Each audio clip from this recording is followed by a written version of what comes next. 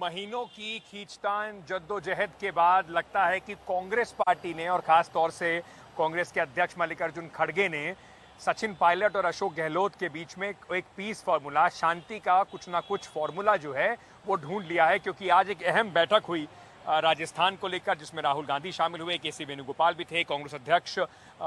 खड़गे की अध्यक्षता में ये बैठक हुई। सचिन पायलट दिल्ली में थे, साथ ही साथ अशोक गहलोत वीडियो कॉन्फ्रेंसिंग के जरिए राजस्थान से जुड़े। बताया अब ये जा रहा है कि फाइनली, यानी कि अंतिम आखिरकार चुनाव के इस साल में कुछ ही महीने रह गए हैं चुनाव में, दोनों अशोक गहलोत और सचिन पायलट साथ मिलकर चुनाव लड़ने को तैयार हैं। क्या फॉर्मूले पर बात हुई है उस पर बात करने से पहले जरा मैं जो वहां पर कांग्रेस के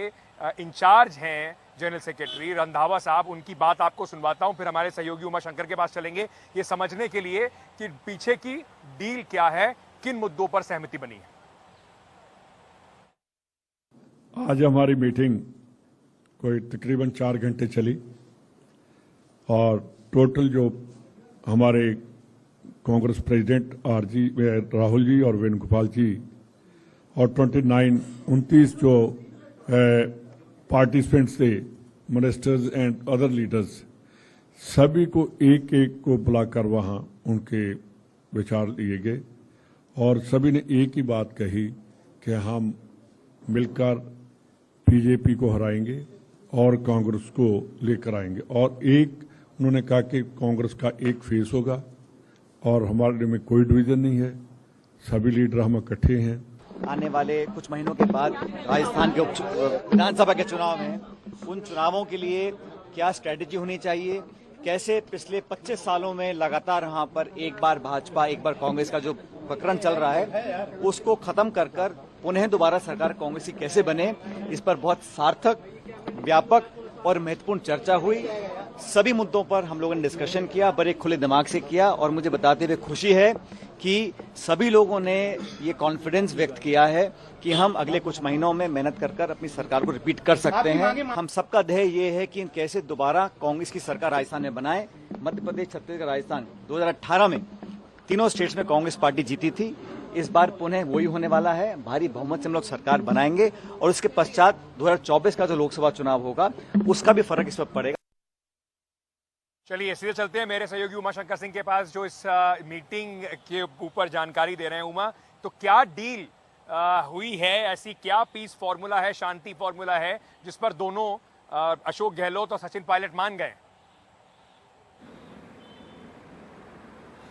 जी देखिए अंकित, थोड़ी सी पृष्ठभूमि में जाना चाहूँगा कि ये जो लड़ाई शुरू हुई थी वो पद की खींचतान से शुरू हुई थी, मुख्यमंत्री पद की खींचतान से शुरू हुई थी और वो कई सालों तक चली। आज की जो बैठक है उसमें उसके बाद जिस तरह के बयानात सामने आ रहे हैं और जो हमारे सूत्र भी बता रहे हैं वो ये कि कोई ऐसा फॉर्मूला नहीं बना है, लेकिन दोनों ही पक्षों ने अपने कदम कुछ पीछे खींचे हैं और दोनों ही पक्षों को तरजीह देने की कोशिश की गई है केंद्रीय आला कमान की तरफ से। अब मामला ये है कि सचिन पायलट ने जो एक पदयात्रा की थी और 3 बड़ी मांगें सामने रखी थी, जिसको कि पहले पार्टी के कुछ नेताओं की तरफ से अनुशासनहीनता माना गया था उस यात्रा को, अब जाकर उसको एंडोर्स किया गया है। और जो हमारी जानकारी है, खुद राहुल गांधी ने इस बात को एंडोर्स किया कि जिस तरीके से सचिन पायलट ने वसुंधरा राजे सरकार के खिलाफ जो कथित भ्रष्टाचार की बात है उसके खिलाफ जो आवाज़ उठाई है वो अहम है। तो अब ये जो मामला सामने आ रहा है वो ये कि जो 3 मांगे रखी थी सचिन पायलट ने गहलोत सरकार से, जो कि उनकी अपनी सरकार है, उसमें पेपर लीक मामले के दोषियों के खिलाफ सख्त सजा,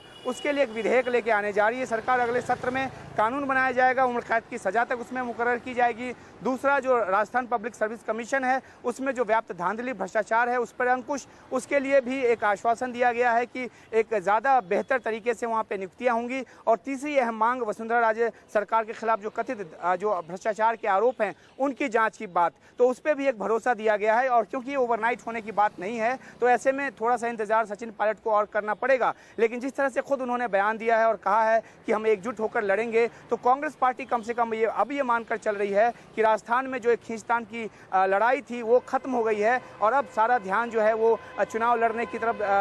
लगाना है। और इसलिए ये अहम हो जाता है क्योंकि अशोक गहलोत जो पॉलिसीज लेकर आए हैं, जो नीतियां लेकर आए हैं, कांग्रेस आलाकमान ने उसको भी इंडोर्स किया है और कहा है कि ये नीतियां जो हैं वो जन जागरण के तौर पे और जन जागृति के तौर पे डोर टू डोर ले जाएंगे और एक कैंपेन का एक बड़ा ये हिस्सा होगा। तो अब देखना है कि दोनों ही जो युवा जोश है और जो वहाँ पे पुराना अनुभव है वो दोनों मिलकर क्या एक बार फिर से 2018 की तरह का नतीजा देती है। और अगर ये नतीजा आता है तो ऐतिहासिक नतीजा होगा, लेकिन उसके बाद की बात है कि क्या उसके बाद पावर शेयरिंग फार्मूला क्या होगा। लेकिन अभी फिलहाल कांग्रेस ये मानकर चल रही है कि अंदरूनी लड़ाई खत्म हो गई है और उसके पीछे की वजह ये कि सचिन पायलट ने जो 3 अहम मांगी थी वो मान ली गई है। जहां तक पद की बात है तो सचिन पायलट ने एक बार फिर साफ किया है कि जो भूमिका दी जाएगी वो उसकी जिम्मेदारी को निभाएंगे। और आखिरी बात ये कि अगर उनको कैंपेन कमेटी का चीफ या कुछ इस तरह का पद दिया जाता है तो एक अहम बात इसलिए होगी क्योंकि उसमें उनको फिर से टिकटों के बंटवारे में एक अहम भूमिका मिल जाएगी। तो ये सिरा अभी बाकी है, इसके लिए थोड़ा और इंतजार करना पड़ेगा। हो सकता है कांग्रेस की 1-2 बैठक इसको लेकर और हो।